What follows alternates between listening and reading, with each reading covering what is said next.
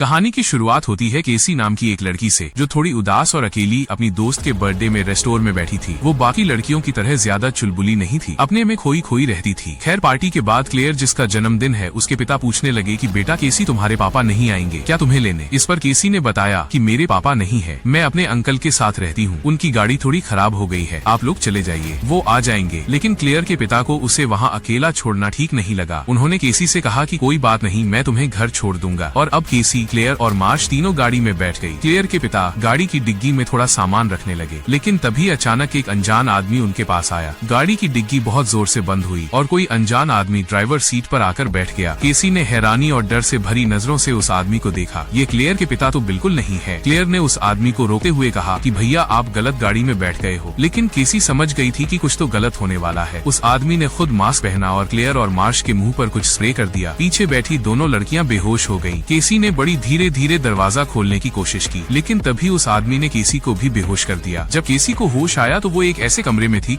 जहाँ बहुत कम रोशनी थी। क्लेयर और मार्शा ने डरते हुए जैसे तैसे खुद को संभाल रखा था। चश्मे पहने हुए उनका किडनैपर अंदर आया और उसने मार्श की तरफ देखते हुए कहा कि मैं तुम्हें चुनता हूँ, और वो तुरंत उसे खींचकर अपने साथ ले जाने लगा। मौका देखकर केसी ने मार्श के कान में कहा कि सुसु कर देना सुसु, और फिर कुछ ही मिनटों में वो आदमी मार्श को रोते हुए वहाँ अंदर छोड़ गया। वो बहुत गुस्से में लग रहा था और उसने दरवाजा फट से बंद कर दिया। मार्श ने केसी और क्लेयर को बताया, इस आदमी का नाम शायद डेनिस है, इसने मुझे वहाँ ले जाकर कपड़े उतार कर नाचने को कहा, लेकिन जैसे ही मैंने सुसु कर दिया तो वो मुझे वापस छोड़ गया। इस पर केसी ने बताया कि मैंने देख लिया था, इस आदमी को ओसीडी है, धूल, गंदगी, जर्म्स ये सब सहन नहीं होता ऐसे लोगों से। सफाई की गंदी आदत होती है इन्हें। जब तुम्हारी गाड़ी में बैठा था, हमें किडनैप करने आया था, लेकिन फिर भी चीजें साफ कर रहा था, आदत है ना। क्लेयर बाकी दोनों लड़कियों को संभालते हुए कहने लगी कि डरो मत, सब ठीक हो जाएगा, हम मिलकर उसका मुकाबला करेंगे। वहाँ टीवी की स्क्रीन पर 3 लड़कियों के गायब होने की खबर चल रही थी। एक बूढ़ी साइकेट्रिस्ट डॉक्टर कैरन अपने कंप्यूटर पर काम कर रही थी। उसने देखा कि बैरी नाम के एक मरीज ने अपॉइंटमेंट बुक की है। वहीं दूसरी ओर क्लियर प्लान बना रही थी कि अगर वो किडनैपर आएगा तो हम तीनों मिलकर उस पर हमला कर देंगे। लेकिन केसी ने कहा कि उसने इतने प्यार से उठा लिया था मार्श को, बहुत वो हम तीनों से। केसी ने कहा कि मुझे थोड़ा और वक्त चाहिए उसे समझने के लिए, क्योंकि अभी तक वो समझ नहीं पाई कि ये आदमी चाहता क्या है। केसी ने कहा कि मैं पक्का तुम्हारी मदद करूंगी, लेकिन पहले मुझे चीजों को देखने दो। अब डॉक्टर कैरन के क्लिनिक में एक आदमी टोपी और खुलासा कोट पहन कर आया और नॉक करके अंदर आ गया। ये आदमी बैरी है, लेकिन दिखता बिल्कुल डेनिस की तरह है, लेकिन इसकी पर्सनालिटी बहुत ज्यादा अलग है। ये डॉक्टर कैरन पहले से जानती है कि इस आदमी के शरीर में बहुत सारी पर्सनालिटीज हैं। कुल मिलाकर 23 लोग रहते हैं इस आदमी के दिमाग में। कैरन को शक हो रहा था कि ये बैरी नहीं कोई और पर्सनालिटी है, क्योंकि वो चीजों को सही जगह पे रख रहा था। ये हरकतें तो डेनिस की हैं। खैर, लड़कियां अभी भी उस बंद कमरे के दरवाजे से झांकने की कोशिश कर रही थी। उन्होंने देखा कि शायद किडनैपर के साथ कोई औरत भी है। ये औरत डेनिस से बात कर रही थी, जो लड़कियों के हिसाब से किडनैपर का नाम है। अचानक से वो औरत दरवाजे के पास आई और उसने कमरे का दरवाजा खोला। लड़कियों ने देखा कि ये कोई और नहीं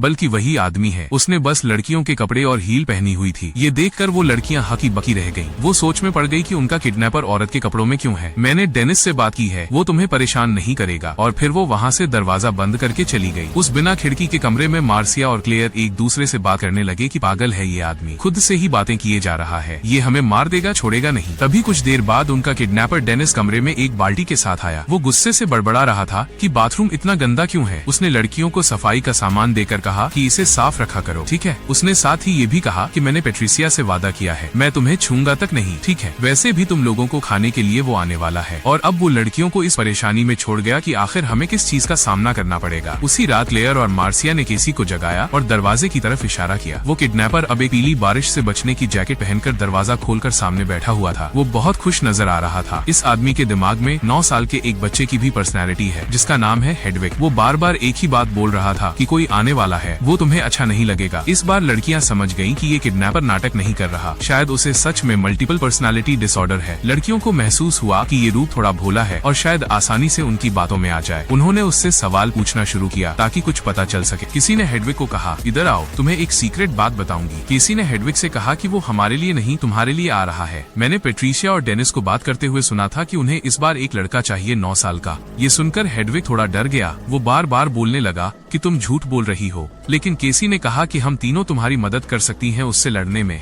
हमें बस यहाँ से बाहर ले चलो। लेकिन हेडविग को अभी भी शक हो रहा था। वो जल्दी से दरवाजे की तरफ भागा और उसने दरवाजा बाहर से बंद कर दिया। केसी ने दरवाजे के गैप से देखा कि हेडविग भागता हुआ गया था। उसने दूसरा दरवाजा भी बड़ी हड़बड़ी में खोला। अब लड़कियां इस सोच में पड़ गई कि जरूर इस कमरे से निकलने का कोई रास्ता तो होगा। अब वो पूरे कमरे की दीवारों को थपथपा कर देखने लगी। तभी क्लेयर को शक हुआ कि शायद छत की दीवार खोखली हो सकती है और उसने उल्टा लटक कर अपनी हील से उसे फाड़ दिया। तभी हेडविग अचानक से कमरे में वापस आने की जिद करने लगा। क्लेयर ने जल्दी से छत से ग्रिल हटाई, जबकि मार्शा और केसी दरवाजे को पकड़े हुए थे। लेकिन वहीं हेडविग दरवाजा खटखटाते हुए डेनिस में बदल गया। डेनिस के अंदर हेडविग से ज्यादा जोर था और उसने दम लगाकर दरवाजे को खोल दिया। क्लेयर छत पर चढ़कर ये देख रही थी कि सीलिंग से वो रास्ता कहाँ पर जाता है, पर तभी डेनिस चिल्लाता हुआ उसका पीछा करने लगा। क्लेयर जल्दी से एक खाली लॉकर में छुप गई, लेकिन डेनिस ने उसे ढूंढ लिया। अब उसने क्लेयर को पकड़कर एक अलग कमरे में बंद कर दिया और साथ ही उसे अपने कपड़े उतारने को कहा। फिर वो मार्श और केसी के कमरे में गया और सीलिंग को ठीक कर दिया।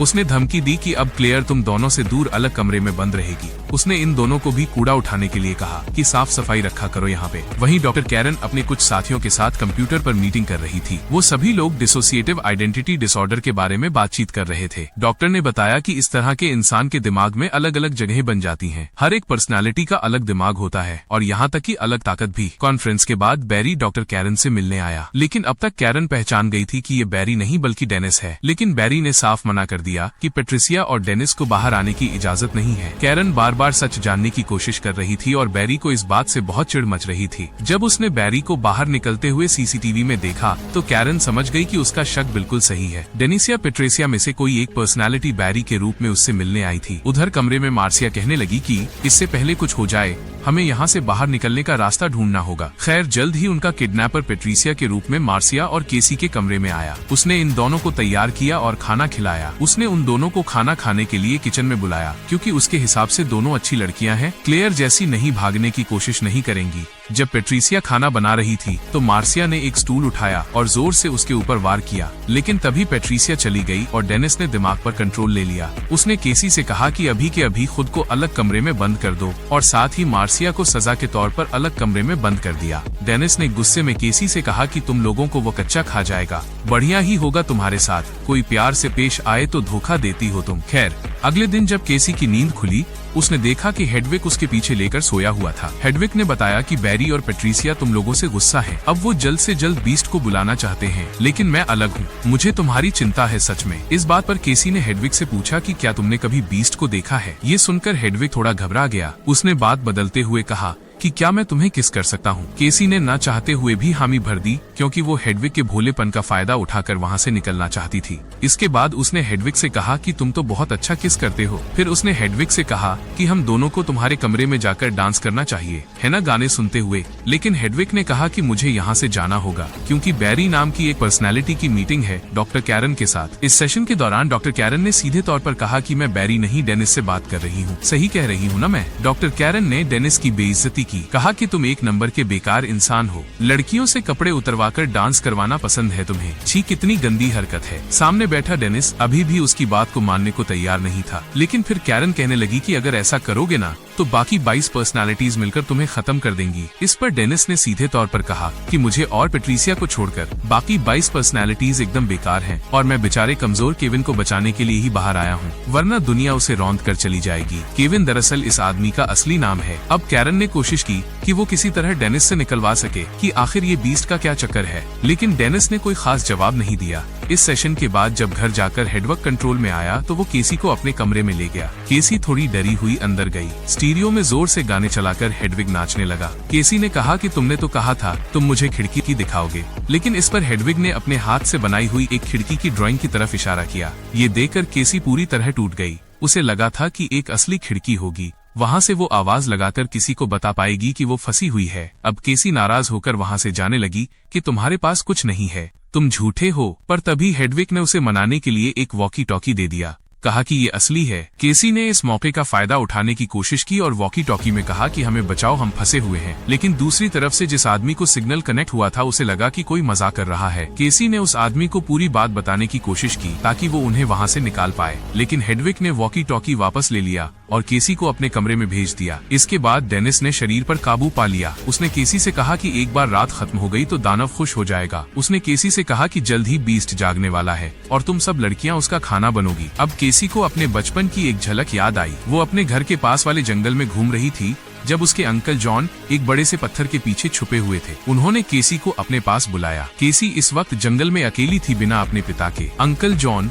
बिना कपड़ों के था। उसने केसी से कहा कि अपने कपड़े उतार दो, हम दोनों गेम खेलेंगे, हम दोनों जानवरों की तरह घूमेंगे यहाँ पर। दरअसल ये अंकल केसी के साथ गलत काम करता था। जब अंकल जॉन कपड़े पहनकर ऊपर आया तो केसी ने बंदूक उसकी तरफ तान दी, लेकिन जॉन ने एकदम से बच्ची से बंदूक छीन ली। बचपन से उसके अंकल ने कई बार केसी के साथ गलत किया था, इसी वजह से केसी गुमसुम सी रहती थी, बाकी लड़कियों की तरह हंसती खेलती नहीं थी। शाम के वक्त जब डॉक्टर कैरन ने अपनी ईमेल चेक की तो पता चला कि बैरी ने बहुत सारे मैसेज कर रखे थे। उसने बार बार लिखा था, वी नीड यू, हमें आपकी जरूरत है। कैरन समझ गई थी कि डेनिस जरूर बाकी पर्सनालिटीज को दबा रहा है और वो उससे मिलने उसके घर पर आई। डेनिस कैरन को बैरी के कमरे में ले गया और उससे थोड़ी बहुत बातचीत की। उनकी बातचीत के दौरान कैरन को यकीन हो गया कि डेनिस अब इस शरीर पर पूरी तरह हावी हो चुका है। उसे पूरा शक हो गया था कि डेनिस ने ही उन 3 लड़कियों को किडनैप किया होगा। मौका मिलते ही डॉक्टर कैरन ने जल्दी से जाकर एक कमरे का दरवाजा खोला। वहाँ उसे क्लियर जमीन पर पड़ी हुई मिली, लेकिन तभी पीछे से डेनिस आ गया और कैरन को दवाई सुंघाकर बेहोश कर दिया। केसी अंदर से दरवाजा खोलने की कोशिश कर रही थी और बाकी दोनों लड़कियां भी खुद को आजाद करने के लिए सही वक्त ढूंढ रही थी। डेनिस ने एक मॉल से फूलों का गुलदस्ता खरीदा। जब वो घर वापस आ रहा था तो केसी एक कमरे में गई जहाँ पर कंप्यूटर रखा हुआ है। इस कंप्यूटर में उसे 23 अलग अलग पर्सनालिटीज की वीडियोस मिली। उधर डेनिस एक पुराने रेल के डब्बे में पहुंचा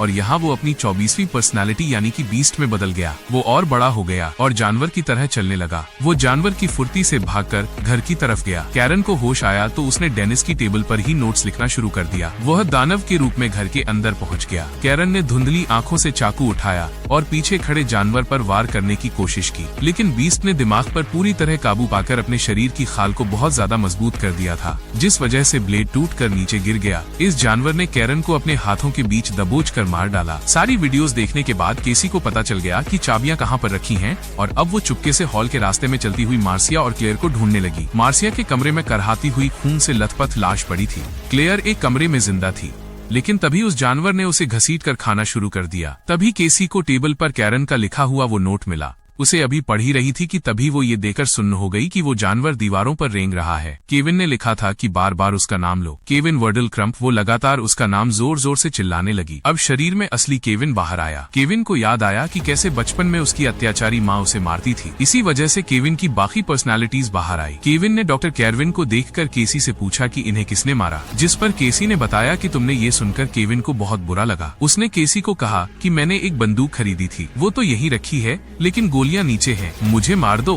केसी, मुझे मार दो, मुझे मार दो, मैं बहुत खतरनाक हो चुका हूँ। अब केसी की आंखों के सामने ही अलग अलग पर्सनालिटीज बाहर आने लगी। जब हेडवर्क सामने आया तो केसी बंदूक ढूंढने लगी। अब केसी समझ चुकी थी कि जल्द ही ये दोबारा जानवर में बदलने वाला है। अब वो नीचे कमरे में जाकर गोलियां ढूंढने लगी, लेकिन इससे पहले कि केसी सारी गोलियां भर पाती जानवर सामने आ गया। जानवर ने उसे खींचा और इस सब में उसकी स्वेटर फट गई। केसी ने मौका देकर दोबारा बंदूक उठाई और भाग निकली। अपनी घायल टांगों के साथ भी वो किसी तरह दूसरे कोने में पहुंची। अब उसने बंदूक उस जानवर की तरफ तानी हुई थी जो धीरे धीरे उसकी तरफ बढ़ रहा था। जिस तरह केसी के पिता ने उसे शिकार करना सिखाया था, बिल्कुल वैसे ही उसने जानवर पर निशाना लगाया। अब केसी के पास सिर्फ 2 ही गोलियां थी और उस जानवर पर पता नहीं कैसे गोलियों का असर नहीं हो रहा था। अब वो जानवर अपने हाथों से लोहे की सलाखें मोड़ने लगा। तभी अचानक उसकी नजर केसी के शरीर पर लगे निशानों पर पड़ी। उन्हें देखकर वो समझ गया कि केसी के साथ भी बचपन में कुछ गलत हुआ है, जैसा उसके साथ हुआ था। इस वजह से उसने केसी को वहीं जिंदा छोड़ दिया और वहाँ से चला गया। अगले दिन एक आदमी वहाँ आया जिसने केसी को पिंजरे में फंसा हुआ देखा। वो केसी को बाहर लेकर आया और केसी किसी तरह बच गई। मौका मिलने पर केसी ने सब कुछ बता दिया कि किस तरह उस आदमी ने उन्हें किडनैप करके बेसमेंट में 3 औरतों का खून किया। पहले इस बात पर ज्यादा विश्वास न करने वाली दुनिया को अब पूरा भरोसा हो गया था कि डिसोसिएटिव आइडेंटिटी डिसऑर्डर सच में एक बीमारी है जो बहुत ज्यादा घातक है। उधर वो जानवर अभी भी जिंदा था और ये देखकर खुश हो रहा था कि उसके शरीर पर तो गोलियों का भी असर नहीं होता।